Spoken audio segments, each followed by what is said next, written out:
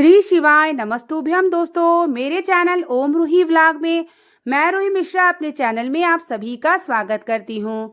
आज आप सभी को मैं वीडियो में शेयर करने वाली हूँ कि कम समय में प्रतिदिन पूजा हम सभी कैसे करें, नित्य पूजा से जुड़ी जानकारी, और साथ ही जब हम भगवान की पूजा करते हैं, ध्यान करते हैं, तो भगवान हमारी पूजा से प्रसन्न है तो कैसे देते हैं संकेत। अगर आपको भी प्राप्त होता है तो यकीन मानिए कि भगवान आपकी पूजा से प्रसन्न है। संपूर्ण जानकारी हम आपको इस वीडियो में देंगे। वीडियो के अंत तक बने रहेंगे, संपूर्ण जानकारी प्राप्त करेंगे। वीडियो को लाइक और कमेंट में हर हर महादेव का नारा जरूर लगाया करिए। भगवान का नाम लेने से हमारा जीवन सार्थक होता है और वीडियो को लाइक करते हैं तो हमारा उत्साह बढ़ता है। अब हम जानते हैं कि प्रतिदिन अगर हम पूजा करना चाहते हैं और हमारे पास समय कम है तो कैसे करें पूजा। आपको स्नान करने के बाद सर्वप्रथम सूर्य भगवान को जल सभी व्यक्तियों को प्रतिदिन समर्पित करना चाहिए। तांबे के पात्र में थोड़ा सा लाल रोली, अक्षत और लाल पुष्प डाल के सूर्य भगवान को ओम सूर्याय नमः का मंत्र का जाप बोलते हुए सभी व्यक्तियों को सूर्य भगवान का जल जरूर समर्पित करना चाहिए। सूर्य भगवान को जब आप जल समर्पित करते हैं तो सूर्य भगवान की ऊर्जा आपको प्राप्त होती है, साथ ही सूर्य ग्रह मजबूत होता है तो हर कार्य में आप उन्नति करते हैं। तो प्रतिदिन हमें सूर्य भगवान को जल जरूर समर्पित करना चाहिए। अगर आपके पास समय कम है, भगवान को स्नान श्रृंगार आप नहीं कर पाते हैं, तो ऐसे में आप भगवान के आसन लगाइए और भगवान को ध्यान करिए। 11 बार भगवान का नाम लीजिए और आचमनी से ही भगवान को स्नान करा दीजिए। अगर आपके पास पुष्प है तो पुष्प, अक्षत और चंदन थोड़ा सा लगा दीजिए और भोग लगा करके एक दीपक जला दीजिए। और धूप बत्ती जलाने के बाद घंटी बजा करके आरती करने के बाद भगवान को प्रणाम जरूर करिए कि हमारा जो जीवन है, हमारे कल जो भी चल रहा है, जो भी स्थिति है, वो आपको समर्पित है। प्रभु मुझे शक्ति दीजिए, बल दीजिए और अपनी भक्ति दीजिए। इतना कह के भी अगर आप प्रतिदिन पूजा कर लेते हैं तो भगवान आपके भाव के भूखे होते हैं और भगवान इतने में भी प्रसन्न हो जाते हैं। अगर आप भगवान को स्नान या आचमनी से भी नहीं करा पाते हैं या भोग भी नहीं लगा पाते, आपके पास थोड़ा सा भी नहीं है सही समय है, तो आप भगवान के सामने बैठ के 11 बार नाम ले लीजिए और भोग समर्पित करने के बाद एक दीपक जला लीजिए और उसके बाद अपने कार्य को निकल जाइए। देखिए, गृहस्थ जीवन में अगर जो माताएं हैं, बहनें हैं, महिलाएं हैं, उन्हें कैसे पूजा करना चाहिए। नित्य पूजा में हमें छोटी छोटी जानकारियों का ध्यान जरूर रखना चाहिए। कम समय में आप इस प्रकार से पूजा कर सकते हैं जो मैंने आपको बताया है। अब हम जानते हैं नित्य पूजा से जुड़ी जानकारी। देखिए, आपके पास समय है या कम है, जो भी है, समय आपके अनुसार होगा, लेकिन भगवान के लिए हमें समय जरूर निकालना चाहिए। सुबह उठते हैं तो भी 11 बार नाम लीजिए, रात में सोते समय भी 11 बार नाम लीजिए और भगवान के सामने बैठिए तो भी 11 बार नाम लेके एक दीपक जला के भोग लगा करके भगवान को प्रणाम करके अपना जीवन, अपना दिन उनको समर्पित करके अपने कार्य को जा सकते हैं।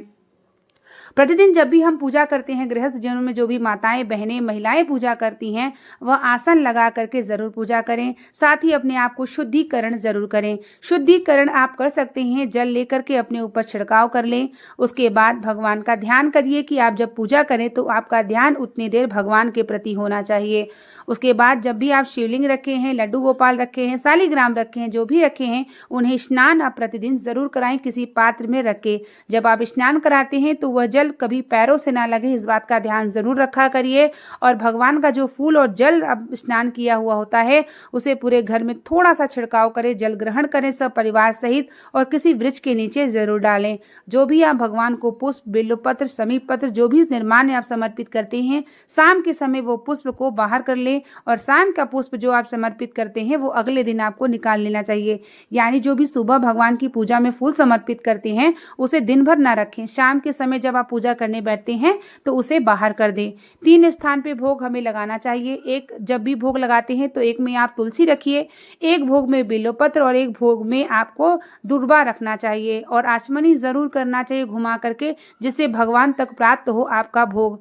साथ ही जब आप भोग लगाते हैं तो ग्लास में पानी, जल जरूर रखें। लड्डू गोपाल के पास दूध रखें और अगर आपके पास फल है तो फल भी भोग लगा सकते हैं।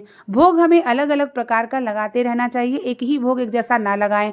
भगवान शिव को पीला चंदन, अक्षत, इत्र और बिल्वपत्र पुष्पों से श्रृंगार करें। लड्डू गोपाल को तुलसी, पीला चंदन, अक्षत और रोली से उनका श्रृंगार करें। भगवान शिव का जो भी आप चढ़ाते हैं, जैसे कि जो भी निर्माण शिवलिंग पर चढ़ाते हैं, वो शिवलिंग का निर्माण उतार करके आपको किसी वृक्ष के नीचे रखना चाहिए। और भगवान शिव का चढ़ा हुआ चरणामृत जल भी आपको किसी वृक्ष के नीचे रखना चाहिए। उसके बाद जब आप पूजन करते हैं तो भोग लगाते समय, आरती लगाते समय, श्रृंगार के बाद 3 बार आपको आचमनी जरूर करना चाहिए। आचमनी करने से भगवान तक प्राप्त होता है आपका भाव, यानी आप जो भी चीज़ें लगाते हैं ना, जब आचमनी करते हैं तो वो भाव जो है भगवान तक प्राप्त होता है। उसके बाद धूप बत्ती और दीपक जलाते हैं। दीपक जलाने के बाद आप मंत्र का जाप करते हो या आरती करते हो या पाठ करते हो, जो भी आप करते हो, पूजा करने के बाद हमें अपने आसन के नीचे 2 बार जल जरूर गिराना चाहिए, ओम शक्राय नमः, ओम चंद्राय नमः करते हुए। उसके बाद हमें आसन में नीचे जल गिराने से पहले हमें क्षमा प्रार्थना भी जरूर करना चाहिए, जिससे हमारी पूजा में जो त्रुटि हो हमें क्षमा करे प्रभु, ये हमें प्रार्थना जरूर करना चाहिए। और अपनी भक्ति, यानी अपनी भक्ति उनसे जरूर मांगें। उसके बाद नीचे जल गिराने के बाद आपको अपने आसन के अपने मस्तक पर नित्रोपे लगाएं और आसन हटा के बगल में रख दें। आसन के बिना अगर आप पूजा करते हैं तो आपकी पूजा इंद्र देवता ले जाते हैं। तो अब हम जानते हैं कि जब हम भगवान से जुड़ते हैं तो भगवान हमें कैसे देते हैं संकेत, जैसे हमें पता चले कि हमारी पूजा भगवान स्वीकार कर रहे हैं या नहीं। पहला संकेत सर्वप्रथम यह होता है कि जब आप भगवान को पुष्प चढ़ाते हैं और पुष्प चढ़ाते समय वो पुष्प नीचे गिर जाए, तो ये मान लीजिए कि भगवान प्रसन्न हैं आपकी पूजा से और आपको संकेत दे रहे हैं। दूसरा सबसे बड़ा संकेत यह होता है कि जब आप पूजा करने बैठे और पूजा करने जा रहे हो या पूजा करने बैठे हो या पूजा करके उठ रहे हो, तभी आपके द्वार पर गौ माता आ जाए। अगर ऐसा होता है आपके साथ, अक्सर होता है या प्रतिदिन होता है या कभी कभी होता है, तो कमेंट बॉक्स में ज़रूर बताइएगा। अगर ऐसा होता है तो यकीन मानिए कि भगवान आपकी पूजा से प्रसन्न हैं और गौ माता साक्षात हमारे भगवान की स्वरूप होती हैं। अगर वह आ जाती हैं तो इसका संकेत यह होता है कि भगवान आपकी पूजा से बिल्कुल प्रसन्न हो चुके हैं। तीसरा आपका संकेत यह होता है कि जब आप पूजा करते हैं और आपको अलग से सुगंध महक आने लगे, आपको एकदम अच्छी वाइब्रेशन, अच्छा ठंडक, आपको सुगंध महक आने लगे, तो ये भी होता है कि भगवान आपकी पूजा से प्रसन्न हैं और अपना भाव आपको दे रहे हैं। चौथा संकेत यह होता है कि जब आप पूजा करने बैठते हैं और आपके द्वार पे कोई ब्राह्मण आ जाए, कोई भी ब्राह्मण आपका आ जाए लेने के लिए कुछ, तो आप उसे कुछ जरूर दीजिए और देने से पहले भगवान का नाम उससे जरूर बुलवाइए, क्योंकि भगवान का नाम का जो दान होता है ना, वो सर्वप्रथम दान होता है। और इस तरीके से हमें भगवान के दीपक दिखाने के बाद हाथ को ऐसे जरूर लगाना चाहिए। अगला संकेत यह होता है कि जब आप पूजा करने बैठते हैं और पूजा के दरमियान अगर कोई बहन बेटी आपके घर पे आ जाए या आपकी जैसे नंद आ जाए या आपकी बेटी शादीशुदा है वो घर पे आ जाए, आपको पता न रहे, एकाएक आ जाए, तो यह भी भगवान का संकेत माना जाता है कि आपकी पूजा से भगवान प्रसन्न है। और जब आप पूजा करने लगे, पूजा के दरमियान आपके नेत्रों से आंसू बहने लगे, तो भी ये संकेत मान लीजिए कि भगवान आपकी पूजा से प्रसन्न है और वह आपको संकेत दे रहे हैं। कुछ इस प्रकार के जब हमें संकेत मिलना शुरू हो जाए हमें पूजा के दरमियान, तो ये निश्चित ही मान लिया करिए कि भगवान आपकी पूजा से प्रसन्न हो चुके हैं और आपको अपना भाव, आपको अपना मतलब यह संकेत दे रहे हैं कि हम आपकी पूजा से प्रसन्न हैं। अगर आपको ऐसा मिलता है तो निश्चिंत हो जाइए कि भगवान आपकी पूजा से प्रसन्न हैं। जितना भाव से आप जुड़ जाते हैं भगवान से ना, भगवान देते जरूर है एक न एक दिन संकेत, और आपको प्राप्त भी होता होगा ये संकेत। मुझे पूरा अनुभव है जो भगवान से भाव से जुड़ते हैं, क्योंकि मेरे साथ स्वयं ऐसा अनुभव मुझे प्राप्त होता है। जब भी मैं पूजा करने बैठती हूँ, गौ माता या कोई एक महिला आती है, गौ माता को लेके चली आती है, या शंकर जी को पुष्प चढ़ा रहे हैं तो वो अपने आप थोड़ी देर बाद गिर जाता है, तो ये कुछ संकेत मुझे प्राप्त होते रहते हैं, इसलिए मैं भी आपको अपना अनुभव शेयर कर रही हूँ।